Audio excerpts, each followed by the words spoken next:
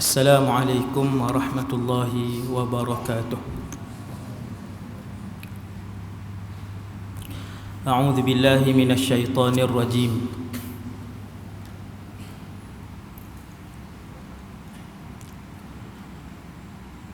Bismillahirrahmanirrahim. Alhamdulillahi rabbil alamin. Wassalatu wassalamu ala asyrafil anbiya'i wal mursalin Sayyidina wa habibina wa qurrati a'yunina wa qudwatina wa syafi'ina Muhammad ibn Abdillahil amin wa ala alihi wa ashabihi wa man tabi'ahum bi ihsanin ila yaumiddin.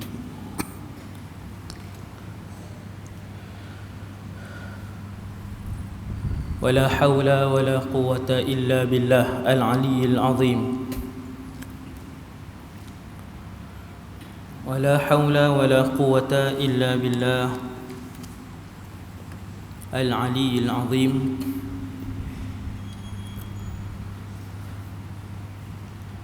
ولا حول ولا قوة إلا بالله العلي العظيم. أما بعد. Pertama sekali, nawaitul i'tikaf fi hadzal masjid sunnatan lillahi ta'ala.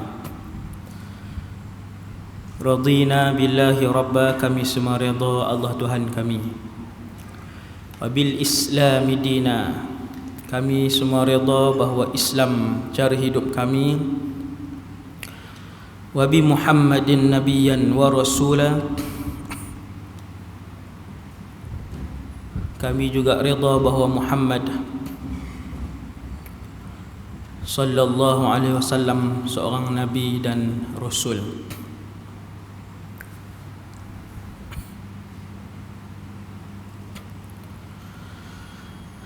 Malam ni insya-Allah dengan hidayah dan inayah daripada Allah Subhanahu wa taala, kita akan melihat ayat-ayat Al-Quran dan juga hadis-hadis Nabi sallallahu alaihi wasallam yang bercakap tentang tanggungjawab seorang ayah yang telah pun dipilih.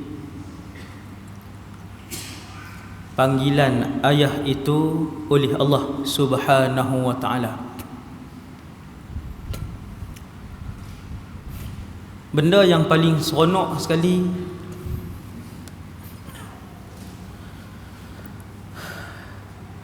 dalam kehidupan ni ialah ketika mana kita semua mendapat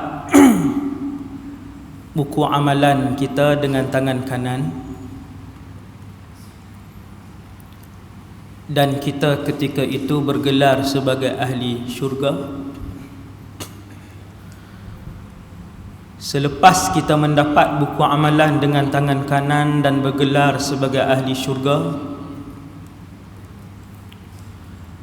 yang paling kita tunggu ketika itu untuk juga menjadi ahli syurga ialah orang yang paling rapat dalam kehidupan kita, iaitulah ibu dan ayah kita,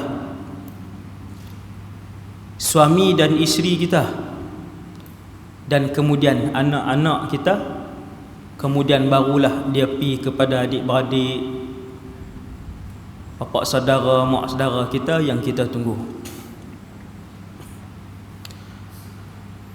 Kegembiraan yang paling abadi, yang paling lama sekali ialah apabila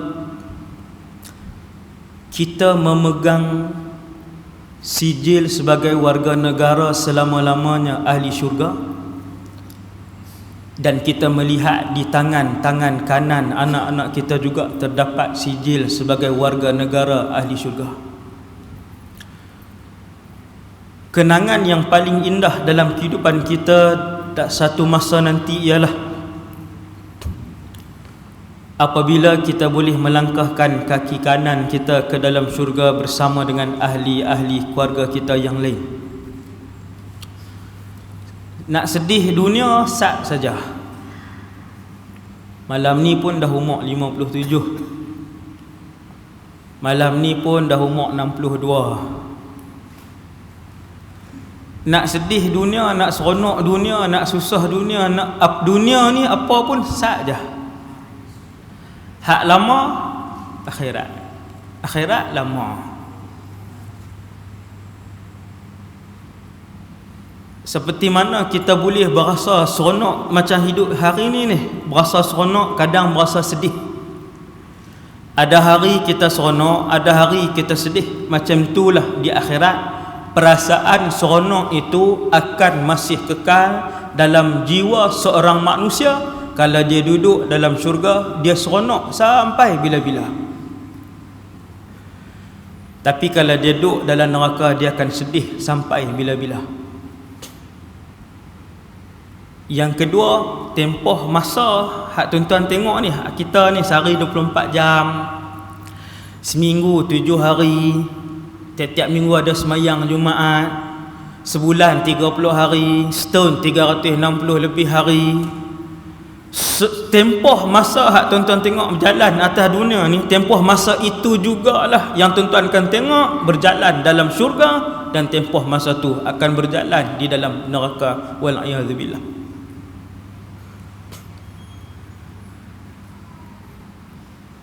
Kalau hidup di dunia pun kita tak mau pisah dengan ahli keluarga, lebih-lebih lagi lah kalau duduk dalam syurga, lagi tak mau berpisah dengan ahli keluarga. Antara Rasul yang berjaya membawa isterinya insya-Allah masuk ke dalam syurga, anak dia masuk ke dalam syurga, cucu dia masuk ke dalam syurga, cicit dia pun sebagai ahli syurga, punya ramai keluarga dia dalam syurga. Rasul itu ialah Nabi Ibrahim alaihissalam. Bahagianya dia. Nabi Ibrahim anak dia Nabi, dua-dua Nabi. Nabi Ibrahim anak dia dua-dua Rasul. Sebahagian daripada kita anak lima tak jadi. Ini bukan contoh tuan, ini bukan contoh. Ini yang kita lihat dan yang datang ke rumah kita. Sagi ayah mai, sagi mak mai, sagi anak mai. Ada keluarga tu lima isat dadah. Lima termasuk yang bongsu sekali, terbaru. Hasbunallah wa ni'mal wakil.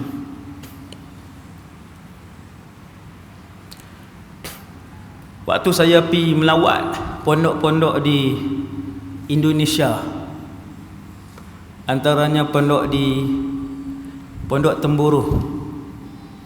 Di mana tahu? Saya pun tak ingat semua orang bawa.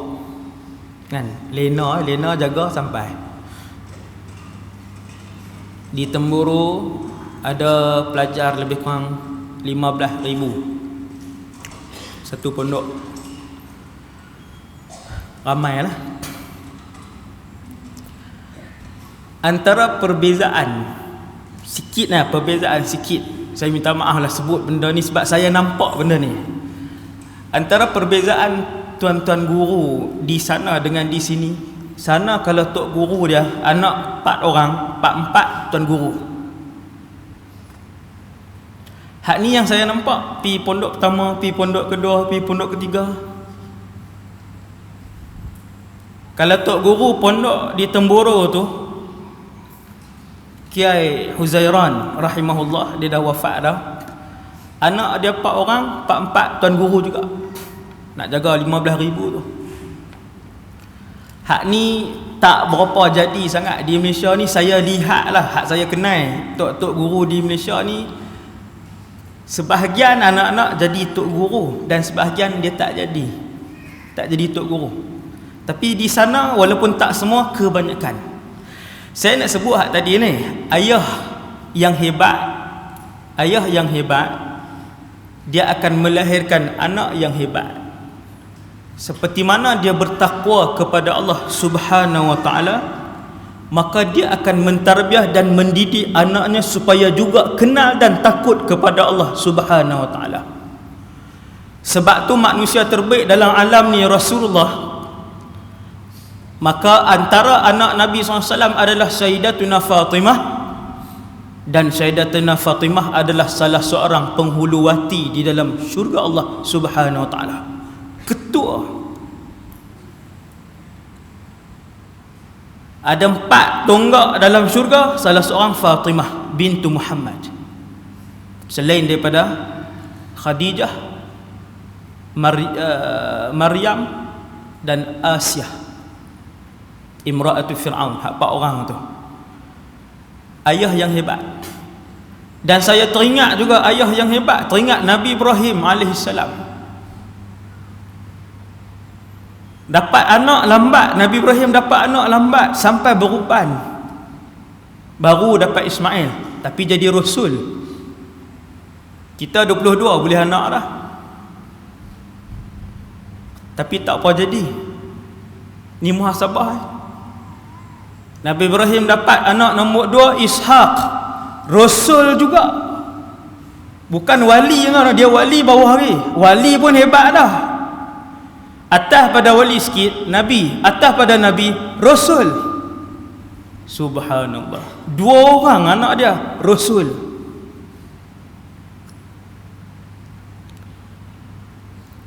Nabi Ishaq alaihissalam anak Nabi Ibrahim. Nabi Ishaq kahwin, kemudian dapat anak Yaqub. Yaqub ibn Ishaq, Rasul juga. Darah hak kiai yang di Temboro tu, bila saya tanya tu, saya tengok semua jadi tok guru kan, anak-anak semua jadi tuan guru besar. Semua jadi tuan guru besar. Dia 15,000 santri dalam satu pondok, bukannya satu masjid. Kalau satu masjid tak muat lah macam masjid ni kan. Dia banyak masjid dalam satu kampung tu, semua pondok dia. Anak nombor sulung pegang masjid ni, nombor 2 pegang masjid ni, bahagilah 1,000, 2,000, 2,500 tahun ni. Amai. Bila kita tanya, rupanya yang tu Ahlul Bait, semua susur galur Ahlul Bait. Dan 7 keturunan mereka semua kiai. 7. Hak anak Allah hari ni, ayah dia Kiai Huzairan tu atas 7 semua kiai. Maka Nabi Ibrahim alaihissalam anak dia Rasul, cucunya Rasul Yaqub. Nabi Yaqub berkahwin, dapat anak pula, dapat lagi seorang Rasul, nama dia Yusuf alaihissalam. Yusuf ibn Yaqub ibn Ishaq ibn Ibrahim, 4 susur galur Rasul kesemuanya. Jumpa dalam syurga tu semua tu. Tu semua tu jumpa dalam syurga tu. Macam mana mereka hidup satu keluarga atas muka bumi ni, boleh sarapan satu keluarga, pi kenuri satu keluarga, berimpun satu keluarga, dengan ayah, dengan pak menakan, dengan cucu, dengan cicit, sampai dalam syurga mereka akan berimpun. Hak ni ayah kita nak tengok malam ni. Hak ni, hak tu je lah.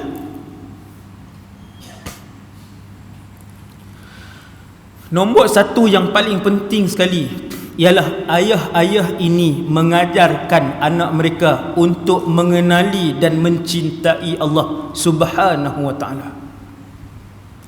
Hak ni nombor 1 dan yang terakhir. 1 ya. Daripada kecil bagi dengar Quran, bagi dengar zikir. Daripada kecil buat mai ke masjid, buat mai ke surau, bagi dengar kuliah. Daripada kecil nampak alim ulama, tunjuk alim ulama tu, bagi tahu hak ni ulama apa, yang ni ulama apa, tunjuk. Biar dia membesar dalam suasana akhirat, biar dia membesar dalam suasana dia tahu dunia ni dia nak singgah saja, dan dia tahu kehidupan dia yang terakhir adalah kehidupan akhirat. Sebab tu Ismail alaihissalam, waktu dia darjah berapa Nabi Ismail ni? Waktu Nabi Ismail hanya baru darjah berapa? Belum baligh. Yang pasti sebelum baligh. Hak kisah sembelih tu semua orang tahu. Kisah sembelih tu kalau suruh cakap semua orang boleh cerita seorang 10 minit. Semua orang boleh hurai tajuk tu. Iaitu waktu Nabi Ismail umur dalam sebelum baligh lah, wallahu a'lam, tidaklah terlalu kecil dan tidaklah terlalu dewasa. Kita katakanlah hari ni dalam tingkatan 2, tingkatan 3 macam itulah, lebih kurang, wallahu a'lam. Tapi sebelum baligh, bila Nabi Ibrahim ajak dia pergi satu tempat, sampai di tempat tu tak ada orang, baru Nabi Ibrahim tanya anak dia, ya bunai, angah, contohlah angah ke alung ke abang ke, panggilan kita hari ni lah, jangan panggil baby, sudahlah umur 14. Ada ke ustaz? Ada noh. Jangan panggil panggilan yang tidak mematangkan anak. Kalau tidak kan, duduk atas jalan tar pun dah nak sama dah. Kena latih anak-anak ni. Latih, orang kata apa, macam mak ayah dululah latih anak-anak jadi apa, keras sikit. Nabi Ibrahim bila dia bagi tahu kat anak dia kata, wahai anak, angah, semalam ayah mimpi bahawasanya ayah, Allah SWT mengarahkan ayah untuk sembelih kamu.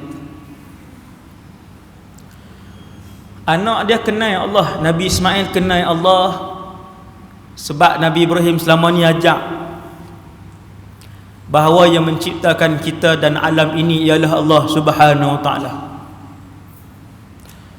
Sayyidatuna Hajar dan Nabi Ismail dan Nabi Ibrahim alaihissalam sentiasa ajar kepada anaknya bahawa kita semua adalah hamba abdi, Tuhan dan Tuhan kita adalah Allah Subhanahu Wa Taala. Tuan, umur 13, umur 12, Ismail, semalam Allah arahkan ayah untuk sembelih tengkok Ismail hari ni. Bukan kerak kuku lah, sembelih menggunakan parang, menggunakan pisau, memisahkan kepala daripada badan Ismail. Madza taqul, apa pendapat Ismail? Okey ke? Ayah tanya ni. Nabi Ibrahim kalau anak dia angguk pun dia sembelih, anak dia tak angguk pun dia sembelih. Kerana dia rasul dan mustahil dia akan mengingkari arahan Allah, mustahil. Apa bukti Nabi Ibrahim mesti sembelih? Bukti dia ialah sebelum peristiwa sembelih, Allah suruh lempak anak dia yang waktu tu bayi pun dia tinggal di padang pasir yang tak ada air. Hari ni Allah nak suruh sembelih, dia akan sembelih. Tapi Nabi Ibrahim nak ajak kita semua, antara kejayaan seorang ayah, PMH 4903 tak tutup lampu. Satgi tak boleh balik. Itu tu. Nabi Ibrahim alaihissalam nak ajak kepada saya, kepada kita semua, antara kejayaan, antara cara seorang ayah membesarkan anaknya ialah apabila si ayah tadi boleh bersembang dan boleh bergurau senda dengan anak yang dibesarkan oleh dia. Semua ayah boleh bersembang dengan anak kah? Tak. Kebanyakan ayah tak boleh sembang dengan anak. Kalau anak nak minta duit pun, dia cuit siapa? Dia cuit mak, suruh mak minta tak? Mak nak balik lah ni, suruh ayah bagi duit. Suruh ayah bagi duit. Ayah duduk di ruang tamu je. Kita tak berasa besar bila anak tak berani cakap dengan kita, anak tak biasa cakap dengan kita, kita tak berasa yang tu kerugian besar. Padahal yang tu kerugian dunia dan akhirat. Sebab anak sentiasa menantikan sentuhan dan belayan kasih sayang ayah dia sampailah dia umur berapa puluh pun. Tapi sebab ayah bila dah dewasa sikit, umur 15, umur 16, ayah ni dah renggang dengan anak, tak pernah tanya khabar, tak pernah sembang dengan anak. Anak berasa jauh, bila pi keluar dapat kasih sayang kawan-kawan, maka dia baik dengan kawan, dia lebih percaya dengan kawan. Bila ada masalah, dia akan luah dengan kawan, dia tak luah dengan ayah. Sebab ayah di rumah jadi panglima, nak senyum pun susah dengan anak. Ni ayah Melayu kebanyakan. Kalau tuan-tuan tengok orang putih, orang Arab dengan anak, Allahu Akbar, lain. My hero is my dad. Orang putih. Arab sama, Arab dia berkawan, umur 12, umur 13, umur ni berkawan dengan anak. Kita tak boleh. Ajaran siapa? Hak nak jaga perenggan ayah dengan anak ni, ajaran siapa? Mengajar anak untuk menghormati dan berbakti dengan ayah dan ibu, hak tu ajaran Islam. Tetapi membuatkan anak takut, segan nak bercakap dengan kita sebab kita terlalu garang, kita terlalu bengis, kita terlalu nak jaga pendapat kita saja, hak tu bukan ajaran Islam. Muhasabah tuan. Kalau tidak, Nabi Ibrahim dia tak payah sembang dengan anak dia. Tuan-tuan, Nabi Ibrahim boleh sembang dengan Ismail. Ayah mimpi semalam, Allah suruh ayah sembelih Ismail. Ismail agak macam mana? Inni ara fil manami anni azbahuka fanzur madza tara. Madza tara ni Nabi Ibrahim dia tanya. Ismail agak macam mana? Apa pendapat Ismail? Okey. Para ulama tafsir kata Nabi Ibrahim tanya tu bukan nak ambil keizinan. Bukan nak ambil keizinan. Ismail angguk pun dia sembelih, Ismail geleng pun dia akan sembelih. Tapi dia nak ajak, Nabi Ibrahim nak ajak. Kamu hargai anak kamu akan hargai kamu. Maka Ismail alaihissalam jawab apa? Tuan-tuan, nak cari budak hak tak baligh lagi, yang apabila dia bercakap dengan berdasarkan iman yang ditanam oleh ibu dan ayah dia. Maka jawab Nabi Ismail alaihissalam, ya abati, ayah, if'al ma tu'mar, buat apa yang Allah suruh ayah buat. Bukan takat tu je, satajiduni insyaallahu minas sabirin. Kemah tak? Kalau takat dia kata ayah buat apa yang Allah suruh ayah buat, hak Allah suruh ayah buat, hak tu pun 90 markah dah. Nabi Ismail dia tambah lagi, markah penuh seorang anak yang beriman, anak soleh yang akan melangkahkan kaki masuk syurga dengan mak ayah. Dia tambah lagi, dia kata ayah akan melihat Ismail insya-Allah di kalangan orang yang bersabar ketika disembelih itu. Markah penuh. Anak yang membesar, telinga dia sering mendengar kalimah Allah. Bila makan di meja makan, ayah dia akan beritahu, rezeki ni siapa bagi? Allah. Bila naik kereta, dia tanya anak dia, contoh ni, kemudahan kereta ni siapa bagi? Allah. Hari-hari. Maka anak ni tak susah untuk mencintai dan mengenali Allah Subhanahu wa ta'ala. Hak ni lah keputusan dia, natijah dia, bila satu orang anak dia kenal dan dia mencintai Allah Subhanahu wa taala. Satu orang budak, dan tengok budak,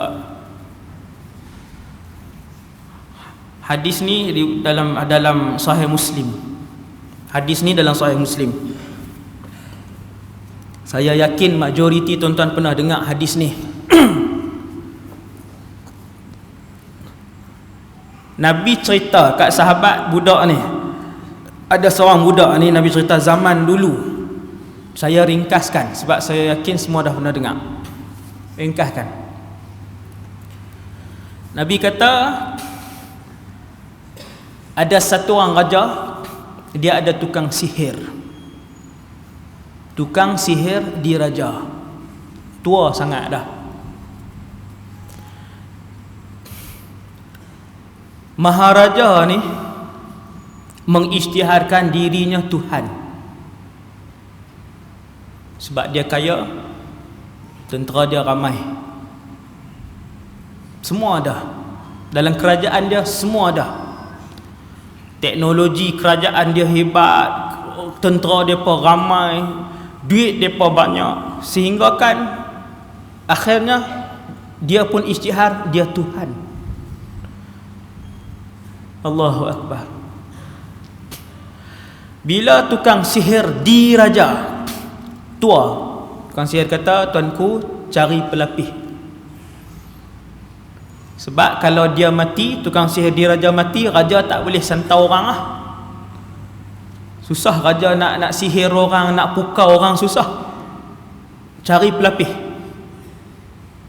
Tukang sihir di raja, tentulah dia ahli sihir yang paling, mesti dia paling hebat. Sultan, tukang masak dia mesti yang paling sedap, kan? Macam itulah. Tukang baju dia, tukang apa pun lah. Nah, jadi dapatlah budak, seorang budak. Nabi sebut dalam hadis tu, Nabi kata ghulam. Ghulam, tengok dalam bahasa Arab, ghulam ni yang bawah umur 15. Kita boleh jadi 8 tahun, 9 tahun, 10 tahun, kita kata 13 tahun lah. Kata 2 ke macam tu. Kata 1. Budak 13 tahun. Jadi budak ni cerdik, dia bijak, maka dia dipilih. Setiap hari dia pun berulang alik ke istana untuk belajar dengan tukang sihir di raja. Satu hari dia balik, dia selalu satu jalan tepi sebuah rumah, dia dengar orang duk mengaji. Bukan Quran lah, zaman tu punya zikir ataupun bacaan kitab zaman tu lah, sama ada Zabur ataupun Taurat atau Injil, macam tu lah. Dia pun perhati dengar. Dia pergi lagi dekat, dia tengok ada satu orang dalam rumah tu sedang beribadat. Kata Rasulullah, ni Nabi cerita ni. Nabi ambil mana tuan cerita ni? Tak ada dalam Quran. Cerita ni tiada dalam Quran. Cerita ni disampaikan selalunya kalau cerita macam ni Jibril alaihissalam. Budak ni pun perhati, dia pun seronok, dia dengar, dia renung, dia pun masuk. Pendek cerita, dia berguru dengan orang tu, 2 tok guru dia. Satu yang betul, hak bawa pada Allah ni, dan satu lagi tukang sihir, hak syaitan ni lah, hak guna syaitan ni. Berulang alik sampai satu hari ni, cerita panjang ni, hadis Nabi cerita panjang hadis ni. Sampai satu hari keluar dabatun azimah, binatang berkaki 4 yang sangat besar. Semua orang kampung tak boleh bunuh binatang ni. Kesemua orang kampung lari menyorok, dan keadaan suasana di kampung tu jadi huru-hara. Keluarlah kanak-kanak yang hak tak sah ni, kanak-kanak dia pun keluar. Dia pergi sampai dekat dengan binatang tadi. Dia pun ambil seketul batu, dia kata, ya Allah, al-yawma a'lam as-sahiru afdal amir rahib. Hari ni ya Allah aku akan tahu yang betul ataupun yang lebih baik ni tukang sihir ke ataupun hak ulama ni, hak rahib ni. Hak mana yang betul? Dia pun ambil batu kecil lah. Ambil batu kecil lah. Bismillah dia baca dengan nama Allah. Tuan-tuan, bismillah ni daripada Nabi Adam AS sampai Nabi Muhammad semua bismillah. Nak mula apa pun tuan-tuan buat. Tuan-tuan nak buat apa pun bismillah. Hebat lah perkataan bismillah ni, hebat lah. Lama dia, perkataan lama yang berkat yang disebut oleh seluruh rasul. Dengan nama Allah ni seluruh rasul nak buat apa menggunakan ayat dan perkataan itu. Budak ni dia, tok guru dia ajar nak buat apa pun bismillah, dia pun ambil, dia kata bismillah, dia baling. Lepas tu sang ni lah kena binatang tadi mati. Rayuh penduduk kampung semua pakat habis, semua pakat WhatsApp, pakat update status semualah. Macam hari ni lah kat tangkap gambar budak ni apa semua. Dahsyat budak ni apa, batu seketui saja, apa rahsia, macam-macam tajuk lah. Semua kenal, semua satu kampung kenal dah. Budak ni balik jumpa tok guru dia. Dia tahu yang mana yang benar, dia tinggal tukang sihir. Dia kata, tok guru, aku buat sekian-sekian hari ni. Tok guru tu kata, hari ni kamu lebih baik daripada aku. Keyakinan kamu kepada Allah lebih tinggi daripada aku. Kamu akan diuji oleh Allah. Kena ujian tak tuan-tuan? Manusia bila lagi dekat dengan Allah diuji. Lagi tinggi kedudukan seseorang itu kepada Allah, lagi besar ujian dia oleh Allah Subhanahu Wa Taala. Sebab tu antara manusia, wanita yang paling besar ujian dia adalah Maryam alaihassalam. Mengandung tanpa disentuh oleh lelaki. Besar. Sebab apa besar? Sebab tinggi kedudukan Maryam di sisi Allah Subhanahu Wa Taala. Tok guru ni dia kata kamu akan diuji oleh Allah. Bermula daripada hari itu dah berita budak ni bunuh dengan satu ketui batu kecil saja, masyhur satu daerah. Satu daerah masyhur. Orang bakat mai jumpa dia, akhirnya dia boleh mengubat semua penyakit. Semua penyakit, penyakit kronik semua. Dan bila orang nak berubat dekat dia, budak ni akan minta orang yang sakit itu untuk beriman dengan Allah Subhanahu Wa Taala. Hebat tak tuan? Anak sebab tu saya kata anak, bila kita bagi dia kenal Allah, dia cinta Allah, dia yakin dengan Allah, maka anak ini bukan sahaja menyelamatkan diri dia, sekali dengan kita-kita dia akan selamatkan. Maka budak tu berubat, kanak-kanak kecil ni, sampailah kawan-kawan raja pun mai berubat juga. Menteri pun mai. Menteri mai bawa duit berlambak, hadiah duit macam-macam. Wahai budak, semua orang duk cerita hang boleh berubat. Ni Allah bagi sebab dia yakin dengan Allah, keyakinan dia. Menteri yang buta tadi, buta. Menteri itu kata, wahai budak, sembuhkanlah aku. Aku akan bagi semua hadiah aku bawa ni. Budak tu jawab dengan jawapan akidah, dengan jawapan iman. Dia kata, la ashfi ahada, innama yashfillah. Sesungguhnya aku tidak mengubat orang, aku tidak menyembuhkan orang. Hanya saja yang menyembuhkan orang sakit itu ialah Allah Subhanahu Wa Taala. Kalau kamu beriman, wahai Tuan Menteri, Allah akan sembuhkan kamu. Menteri itu beriman dengan Allah Subhanahu Wa Taala. Dia kata, aku beriman dengan Allah. Budak tadi angkat tangan, ya Allah, sembuhkanlah buta mata dia. Lalu buta tu tak bukan sakit kudih. Kudih kencing manis tu kita kata boleh lah tu. Buta ni bukan ada dia tak ada ubat. Buta dia tak ada ubat. Pembedahan berapa juta pun buta daripada lahir ni dia tak boleh. Ya Allah, Kau sembuhkanlah, berikanlah penglihatan kepada pakcik ni.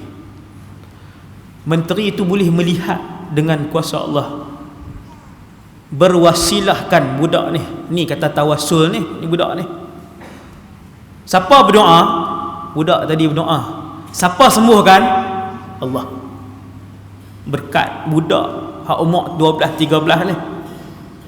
Menteri tu balik ke istana, raja tengok air. Hak ni buat laser di mana? Contoh, buat di mana ni? Hang ni bukan buta. Buta ni buta daripada kecil ni.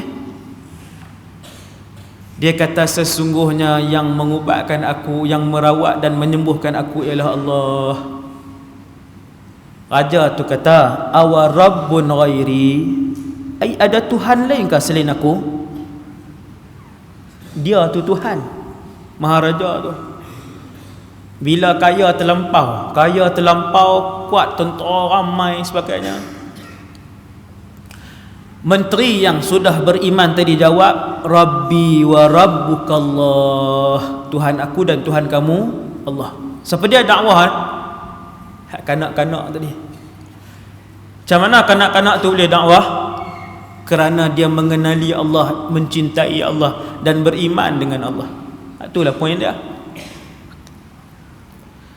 Tuan-tuan sekalian, akhirnya dibunuh menteri tadi, dibawa budak tadi mai. Siapa ajak kamu wahai budak? Tok guru saya. Bawa tok guru, bunuh, belah dua. Semua belah dua. Hak menteri tadi belah dua badan dia macam tu. Belah dengan minsyar. Tuan-tuan nak tengok antara saki baki penyiksaan dan pembunuhan, kena pergi ke Syria. Apa nama ni, alat-alat penyiksaan yang digunakan oleh Bashar. Hak tu memang tak boleh masuk lah. Tak boleh masuk. Pergi tengok ni hak zaman dulu ni, hak Rom punya. Dia ada jenis pisau besar lah. Kat atas pisau besar, ikat orang di bawah, lepas pisau melintang tu jatuh atas kita, terbelah dua. Dia panggil minsyar. Jadi menteri tadi terbelah dua, tok guru tadi terbelah dua. Kita kalau nombor 3 tuan, nak mengaku tak? Baik mengaku kan. Ni nak terbelah dua ni.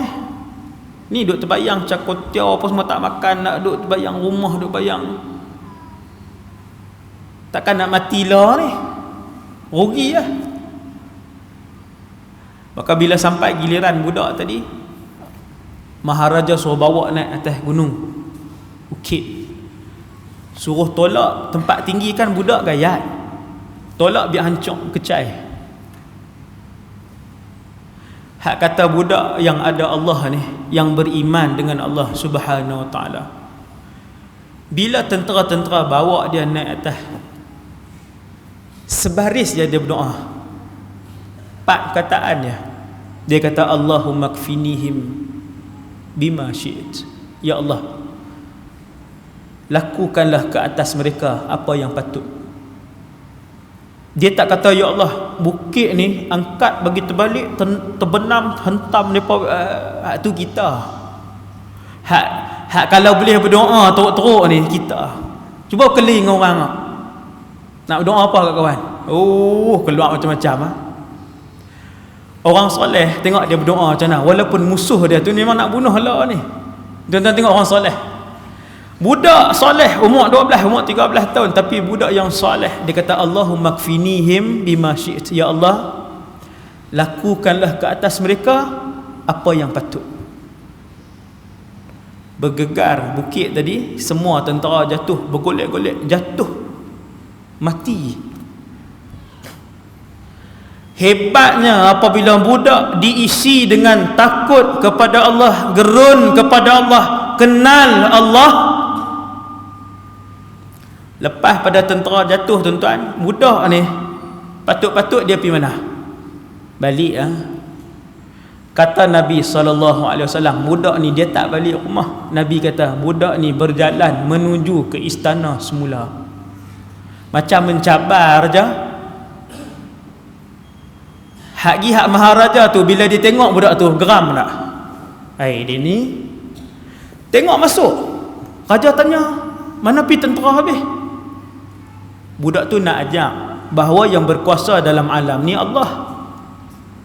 Tak kira lah kamu raja ke, kamu mengaku kamu sultan ke, kamu mengaku kamu Tuhan ke, kamu presiden baru Amerika Syarikat ke, yang berkuasa ialah Allah. Hak ni budak ni nak ajak kita malam ni. Bukan kata putus harapan bila calon presiden baru naik sekian-sekian. Dah.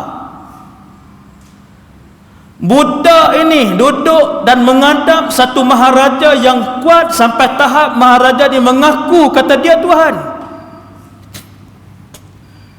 Tuan-tuan, dalam dunia ni maharaja yang mengaku Tuhan ni tak sampai 5 orang, termasuk Firaun. Maksudnya hebat sungguh. Tapi budak ni dia nak bagi tahu, bila jatuh semua tentera ni, dia patah balik, dia pergi masuk istana. Bila raja tanya, dia nak jawab dengan raja, dia kata Allah yang telah memusnahkan mereka. Allah yang buat. Budak ni nak ajak kat raja tu, yang berkuasa ialah Allah, bukan kamu. Insafkah raja ni? Tak insaf. Hak jenis ni tuan-tuan, bukan dengan 3-4 kali peristiwa dia insaf, tak ada. Sebab tu kita tengok dia tak heran. Dia bunuh orang ke, dia tak bunuh orang ke, nak rakyat nak susah ke, nak kebulak ke, dia tak kisah. Janji dia mewah. Ni hak jenis ni. Sebab tu walaupun dengan depan mata dia sendiri tentera-tentera dia mati, budak ni mai balik, dia nak takut ke? Dia kata dia arah tentera dia yang lain, bawa budak ni pergi tengah-tengah laut, lempak dia tengah-tengah laut. Tuan-tuan, kita duduk tengah laut, bukan duduk tepi pantai Merdeka lah. Hak tu tak apalah, duduk boleh belagak terjun. Antara pantai Merdeka nak pergi Tanjung Dawai, tengah-tengah tu saya berani terjun. Ayak dia tak laju yang tu. Tuan-tuan nak pergi tengah tu, tak berani. Bagi 1 juta orang tak mahu terjun. Raja arahkan tentera dia, bawa pergi tengah. Bila kapal itu bergerak, budak ni ulang doa tak sah, ya Allah, lakukanlah kepada mereka apa yang patut, apa yang kamu nak, bima syi'tah, apa yang kamu nak, buatlah ya Allah, apa pun tak apa. Laut bergelora, tentera-tentera ni terpelanting belah ni, terpelanting belah ni, terjatuh ke dalam laut, kesemua sekali, kecuali budak ni yang diselamatkan oleh Allah, dia pun patah balik. Sekali lagi budak ni nak ajak hak raja, hak zalim ni, hak lupa diri ni, yang berkuasa ialah Allah, dia patah balik pergi ke istana. Tuan-tuan, geram tak tuan-tuan? Kita maharaja. Ni yang escort kita ni, hak polis elit berapa puluh orang, yang askar elit berapa puluh orang. Ni hak escort kita ni. Tentera 500-600 ribu di bawah kita, tiba-tiba budak ni masuk seorang dia ya. Budak 13 tahun, 14 tahun masuk. Tercabar maruah dan kekuasaan raja atasan. Raja tu kata, mana pi tentera habis? Budak tu kata, Allah telah memusnahkan mereka. Tuan-tuan, anak apabila didengarkan dengan Allah, diajarkan untuk mengenali Allah sejak kecil, untuk mencintai Allah sejak kecil, dia pasti membesar sebagai seorang anak yang hebat, seperti mana yang diajar oleh para nabi dan para rasul. Satu. Lepas tu cerita budak tadi panjang lagi lah, hak lain tu tuan-tuan dah pernah dengar dah, cuma kita nak sebut tu.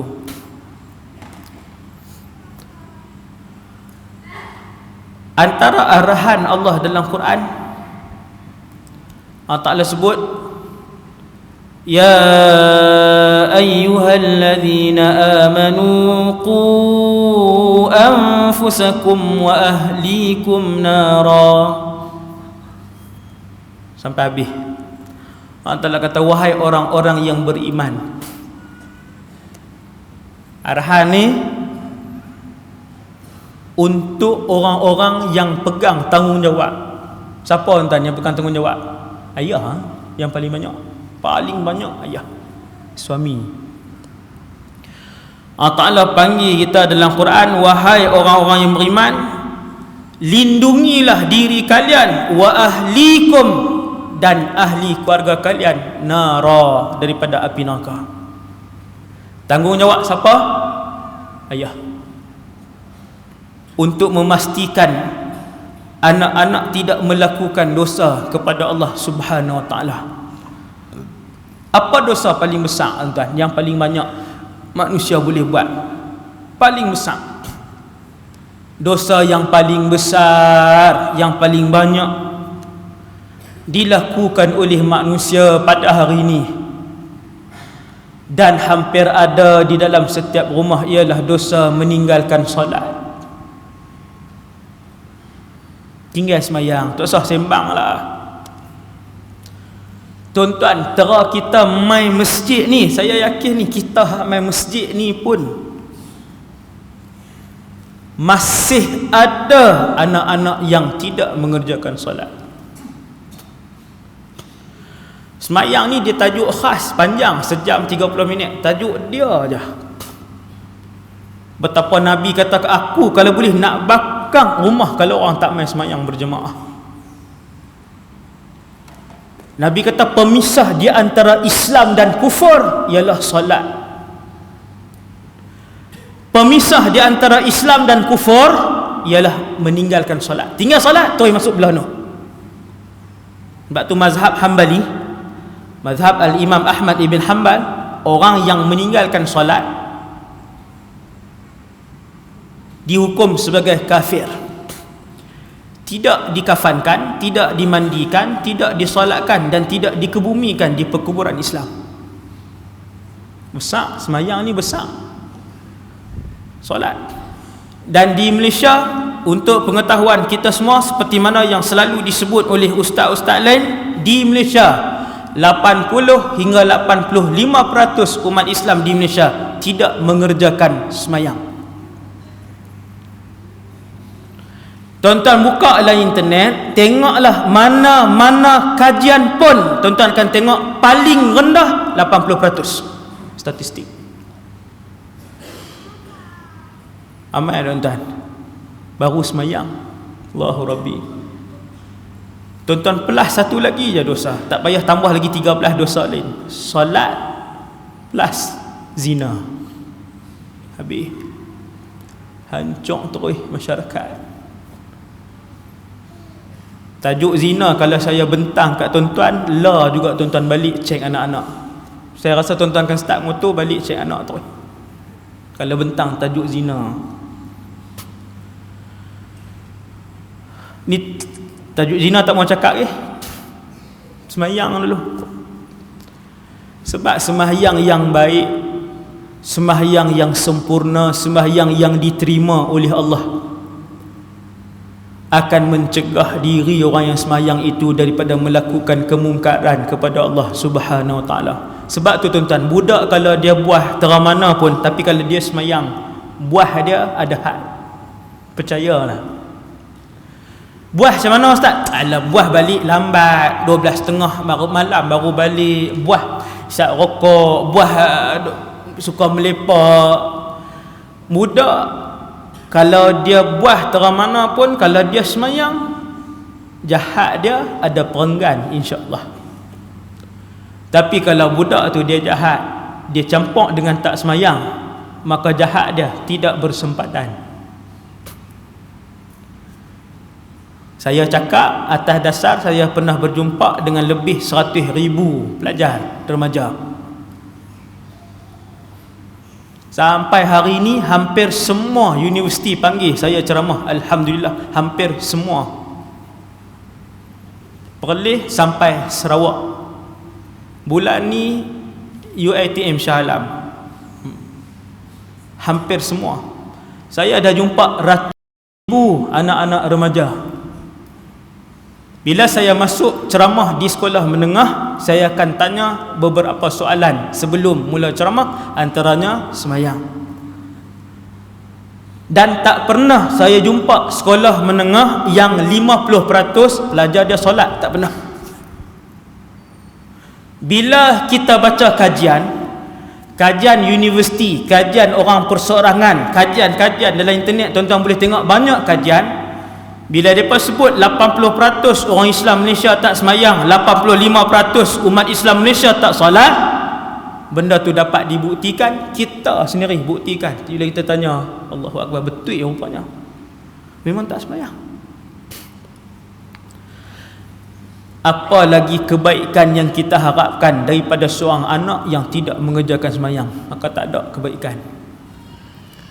Sebab satu orang manusia bila dia tak semayang, dia buatlah 1000 kali umrah, dia bacalah Quran sehari 30 juzuk, dia bersedekahlah sebulan 50,000 pun, nescaya kesemua ibadat dia tidak diterima dan ditolak mentah-mentah oleh Allah Subhanahu Wa Taala.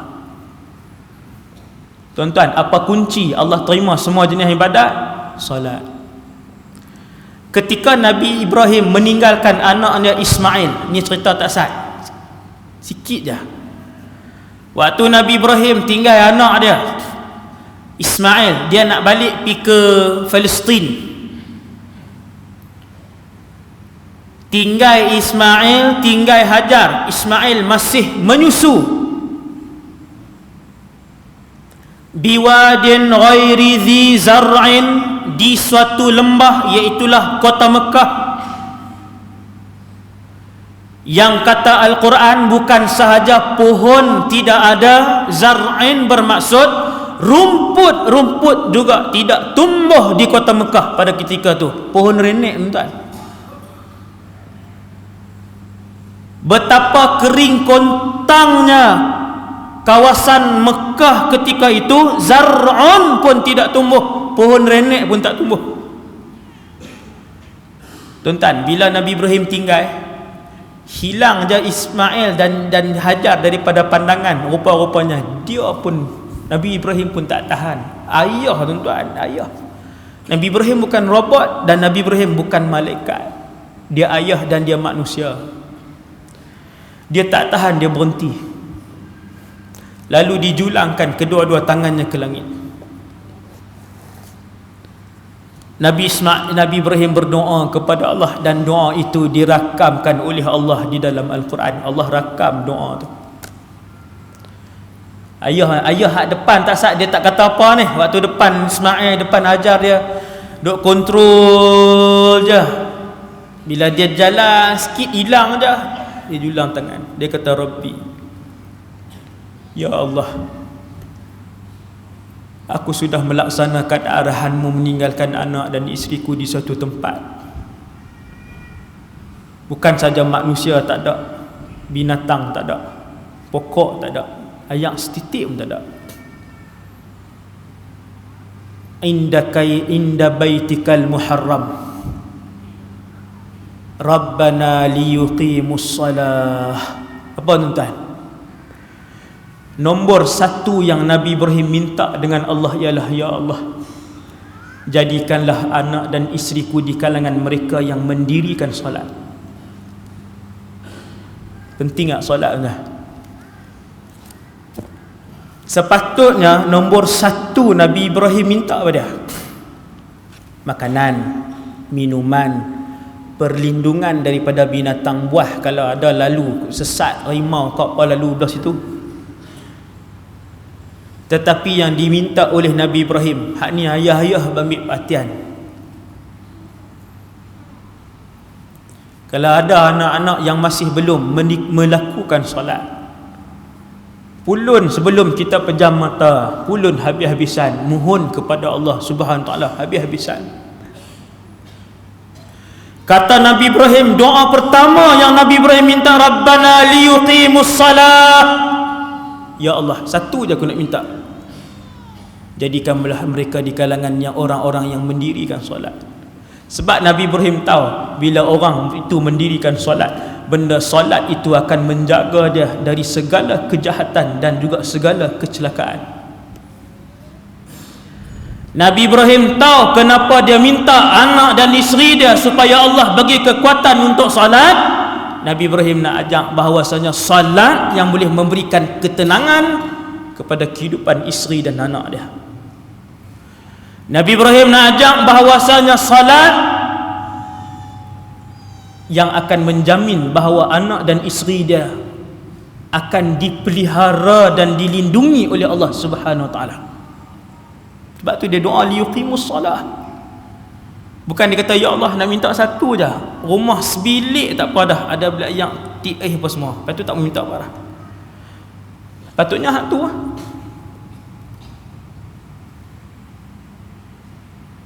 Maka kita kalau hari ni malam ni ada anak kita 2-3 orang ustaz, besar-besar dah ustaz, umur 20 lebih lah, nak suruh apa ustaz, dia pun ada anak dah tapi tak semayang. Kita tahu anak kita tak semayang, dan anak kita sudah ada anak, bermaksud cucu kita juga nanti tak semayang. Allahu Akbar. Orang bina keluarga, anak cucu cicit masuk syurga. Kita bina keluarga, anak cucu cicit keturunan kita semua hak jenis tak masuk syurga. Wal'iyadzubillah. Nak doa apa ustaz, besar belakang dah, kerja dah, pakat ada anak dah. Tuan-tuan yang dirahmati Allah, Nabi Zakaria alaihi salam ajak kita. Ni Nabi Zakaria pula, tuan tengok Nabi Zakaria. Nabi Zakaria ni Allah uji dia macam Nabi Ibrahim, tak ada anak tapi dia dahsyat lagi. Apa dahsyat dia? Nabi Zakaria alaihi salam sudahlah sampai tua tak ada anak, isteri dia memang mandul. Ni Allah sebut dalam Quran ni, bukan kita sebut. Isteri Nabi Zakaria Allah jadikan aqim. Aqim ni mandul. Tuan-tuan yang dirahmati Allah, betapa Nabi Zakaria ini husnuzan dengan Allah Subhanahu Wa Taala. Walaupun semenjak muda berkahwin dia tahu isteri dia mandul, dia tetap mohon kepada Allah, Rabbi la tadharni fardan. Macam mana ayat dia? Ayat Nabi Zakaria mohon zuriat. Rabbi la tadharni fardan wa anta khairul warithin. Ada ayat tu. Ya Allah, janganlah tinggal aku tak ada waris. Nabi Zakaria, sehinggalah uban memenuhi kepala Zakaria alaihi salam. Nabi Zakaria masih melantunkan doa yang sama. Dalam keadaan dia tahu dia dah tua, isteri dia dah tua, campur pula satu lagi, sebenarnya isteri dia daripada muda pun memang tidak melahirkan anak. Tetapi keadaan dan suasana itu tidak menjadikan Nabi Zakaria berputus asa kepada Allah Subhanahu Wa Taala. Sehinggalah keajaiban berlaku. Ni kata doa ni tuan-tuan, doa. Berdoalah kerana ia adalah ibadah kalian. Walaupun benda yang kita minta tu agak-agak pada pandangan mata manusia dia adalah mustahil, tetapi selama mana benda yang kita minta itu adalah ibadah, benda yang baik, mohon anak kepada Allah, mohon ya Allah bagilah anak ya Allah. Nabi Zakaria kata, ya Allah janganlah tinggal aku atas muka bumi ni tak ada waris, bagilah seorang anak soleh. Tuan-tuan yang dirahmati Allah, Allah makbulkan doa Zakaria alaihi salam. Malaikat mai bagi tahu, wahai Zakaria, isteri Nabi Zakaria duduk belakang tirai. Malaikat mai, wahai Zakaria, inna nubashiruka bi ghulamin ismuhu Yahya. Wahai Zakaria, Allah suruh buat mai berita gembira, Allah nak bagi anak kepada kamu, nama dia Yahya. Tergelak-gelak isteri Nabi Zakaria duduk belakang ni, tergelak sampai dengar ke depan. Dia tergelak lah, dia dah lah umur dah, dia pun dah tua, Nabi Zakaria pun tua, dia dah mandul daripada muda pula. Dia kata macam mana lah nak boleh anak kami ni tua kan. Malaikat tu jawab, begitulah apabila Allah Subhanahu wa ta'ala menghendaki sesuatu, Allah akan buat sesuatu yang Allah kehendaki. Akhirnya isteri Nabi Zakaria mengandung bersama dengan Nabi Zakaria lah, mengandung, dapat anak dinamakan sebagai Yahya, Rasul pula. Allahu Rabbi. Dengan sebab tu Nabi Zakaria dan semua Rasul ajak kita teruskan meminta dengan Allah Subhanahu wa ta'ala. Ya Allah, jadikanlah anak kami di kalangan mereka yang mendirikan solat. Terus minta. Ramai orang tuan-tuan belah tahun dia minta. Setelah dia berputus asa setahun dua, kemudian Allah Ta'ala tunjuk semua hak dia minta jadi ke anak dia. Hak berubah. Tuan-tuan, berapa ramai keluarga, ni bukan contoh hak berlaku. Berapa ramai keluarga 12 tahun, ada satu keluarga 12 tahun anak dia nakai. 12 tahun.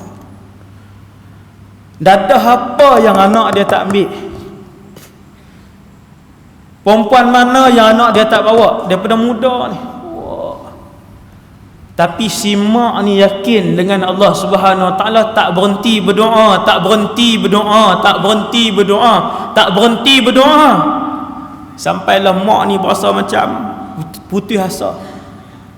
Bila dia rasa putih asa, waktu tu Allah bagi anak tadi berubah. Subhanallah, berubah. Boleh berubah tuan, semua dengan kekuasaan Allah. Kalau wanita mandul pun Allah boleh bagi lahirkan anak, ni apatah lagi anak kita yang memang boleh jadi baik. Maka diajar oleh para Nabi alaihi wassalatu wassalam untuk kita terus berdoa kepada Allah Subhanahu wa ta'ala. Dan yang terakhir sekali,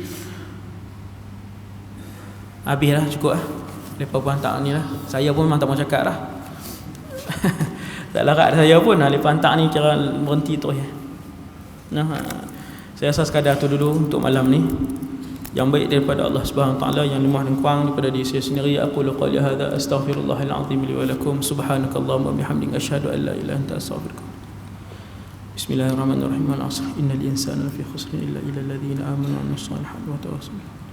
Bismillahirrahmanirrahim. Alhamdulillah. Wassalatu wassalamu ala Rasulillah wa ala.